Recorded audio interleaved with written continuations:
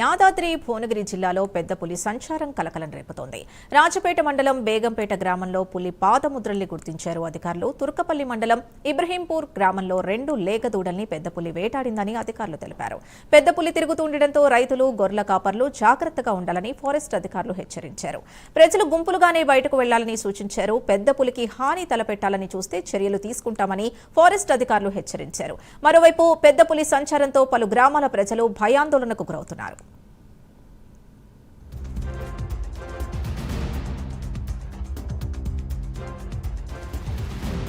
మనకు సిద్దిపేట డిస్ట్రిక్ట్ లో కనిపించినట్టు మన కెమెరా ట్రాప్ లో ఫొటోస్ వచ్చాయి. సో మేబీ ఈ టైగర్ మళ్ళీ ఆ రూటే మళ్ళీ వెళ్ళిపోవచ్చు. అటు నుంచి మనకు కవాల్ టైగర్ రిజర్వ్ సైడ్ వెళ్ళిపోవచ్చు అనేది మేము అనుకుంటున్నాము.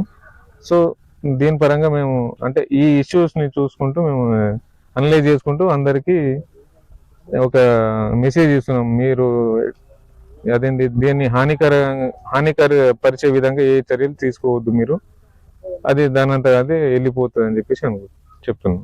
మాకు వచ్చిన నైట్ వచ్చి ఇక్కడ నిన్న బేగంపేట గ్రామంలో ఇట్లా అన్నా అని చెప్పేసి నైట్ 12 గంటలకు 1 గంట దాకా ఇక్కడ ఉన్నాం.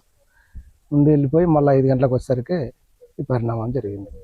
విషయం అది మేము ఉదయం వచ్చేసరికి జరిగిన తర్వాత ఫారెస్ట్ డిపార్ట్మెంట్కు ఇన్ఫర్మేషన్ ఇచ్చినాం. వాళ్ళు వచ్చి ఇక్కడ నిర్ధారణ చేసిర్రు, పులి అని నిర్ధారణ చేసిన తర్వాత ఇక్కడ వచ్చి దాన్ని పోస్ట్ మార్టం చేసిర్రు.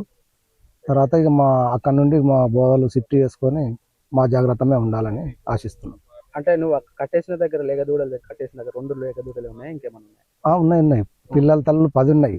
10 2 ఒకటి కేరాబ్లే కూడా తీసుకెళ్ళింది, ఒకదాన్ని చనిపేసింది, ఇంకో దాన్ని ఘాట్లు పట్టే దాన్ని కూడా కొరికింది. అంటే కైరాఫ్ లేకుండా తీసుకెళ్ళిన కట్టేసి ఉంది కానీ అది చిన్న పిల్ల తాడు కొరికింది, లేపేసుకొని వెళ్ళింది.